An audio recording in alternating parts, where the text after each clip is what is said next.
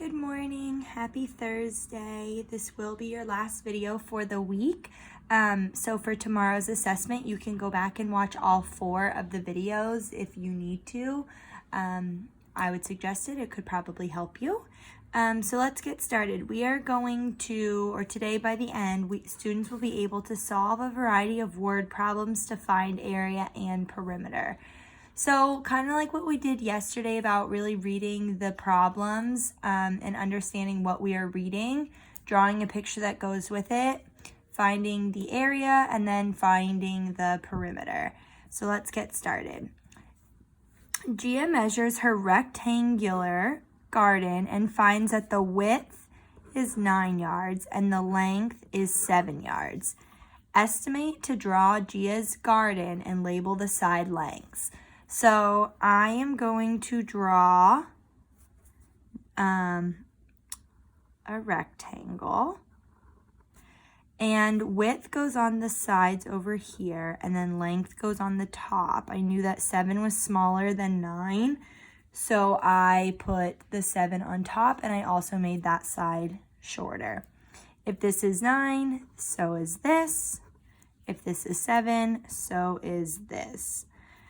So for part B, you need to find the area, which means you're just taking 7 times 9.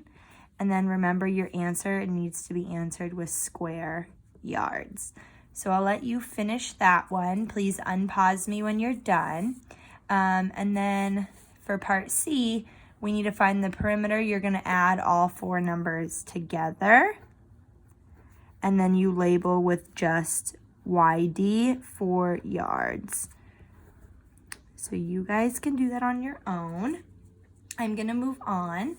So number 2 says, Elijah draws a square that has a side length of 8 centimeters. So square, side lengths, and then 8 centimeters.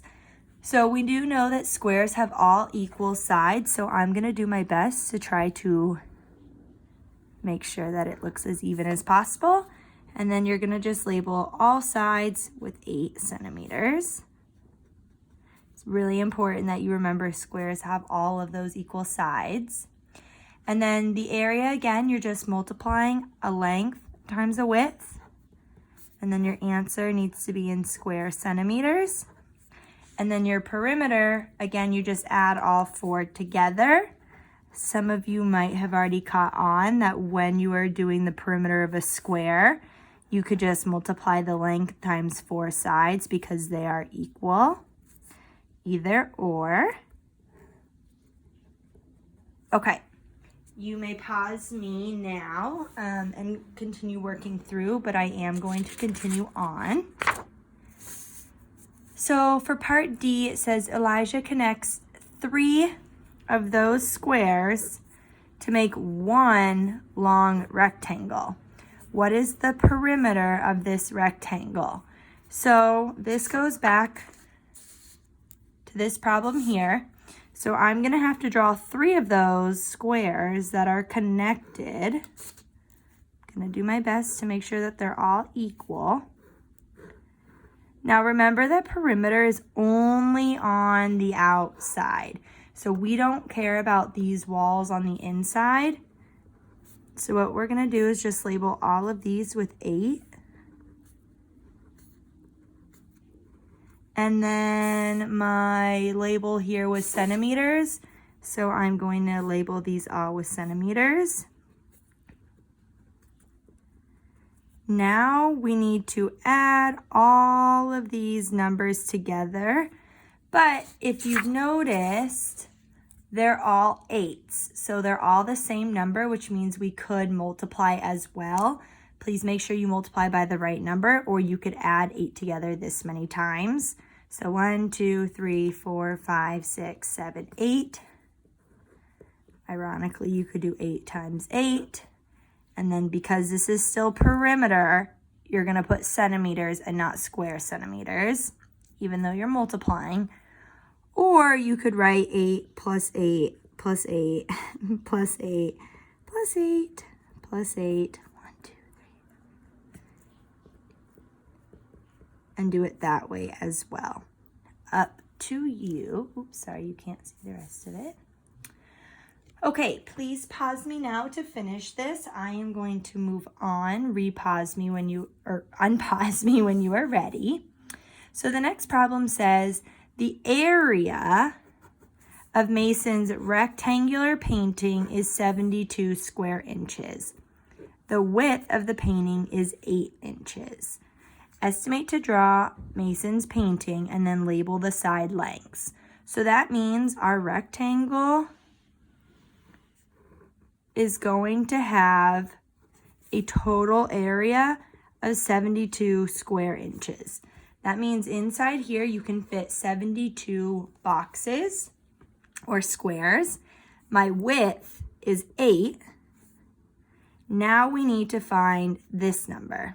So, but for part A, it just asks you to draw, so that's all you're doing. Part B says, what is the length of the painting? So that's when we need to figure out this side. Because it's area, we can multiply and divide. So you can either do 72 divided by 8 equals, and then that side is going to be something inches. Or you could take it and say 8 times what number is equal to 72 square inches. Now remember, the total number is the only one that has square inches, not your width or your length. So once you have that, please box your answer. And then, what is the perimeter of Mason's painting? So I'm going to redraw my rectangle. I know that this side is 8, which means this side has to be 8.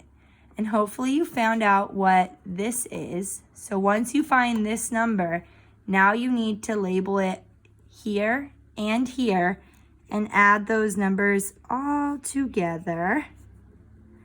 I'm going to leave them blank because I don't want to tell you what the answer is. I want you to try on your own.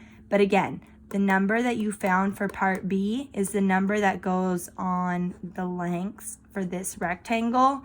And then you fill them in here to add with the 2 8s, and then you find your answer.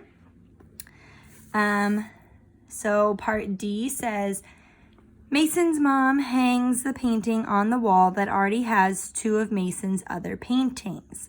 The areas of the other paintings are 64 square inches and 81 square inches. Because they say square inches, we know that their area.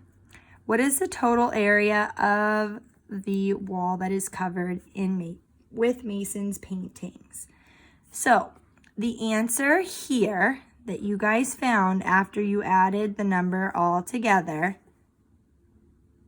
oh, actually, I'm sorry. We know that the area of Mason's first rectangular, or the one that his mom we're working on here, is 72 inches. So now we need to add that together with these 2 other paintings.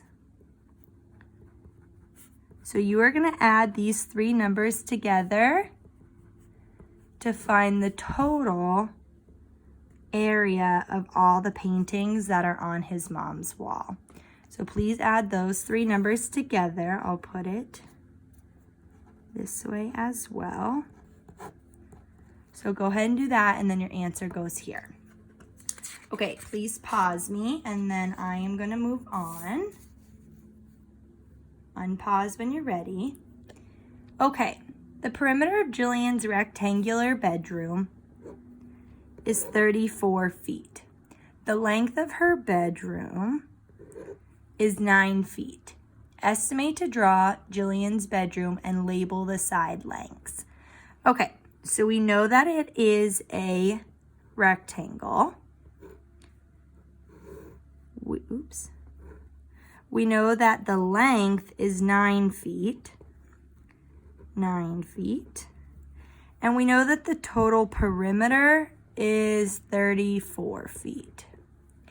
But what we don't know is what the widths are. So this is all you had to do for part A, is just to draw your picture. For part B, it now is asking us what the width is. So what we first need to do, it's a two-step problem, is we need to add these two numbers together. So 9 plus 9 is, hopefully you said 18. And then we're going to label that with feet. We know that the total perimeter is 34. So now we are going to subtract 18 from 34. I'm going to do my work up here. And I know that it is 16 feet. Now I'm not done there, because if I did 9 plus 9 plus 16, that would equal 34. But if I added another 16, that would put me at 50, which is too much because it told me the total perimeter was 34. So you need to divide this 16 into 2, because there are 2 widths that we need to find. Or 2 times what number is 16. And then hopefully you came up with the answer of 8. So the width of the bedroom is 8 feet. Now, if you wanted to check back your work, you would add 18 plus 18, which is 16.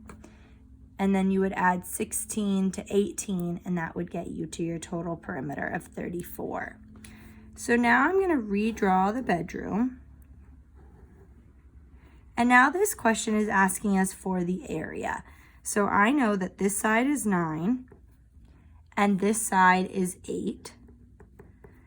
Please multiply those two numbers together to find your total square feet for the area of Jillian's bedroom. And then you can box your answer when you are done. Okay, bottom one, last question. Jillian has a 4-foot by 6-foot rug in her bed or in her room. So that's gonna look like this. This side is 4, this side is 6. Length always comes first, then width comes next. What is the area of the floor that is not covered by the rug?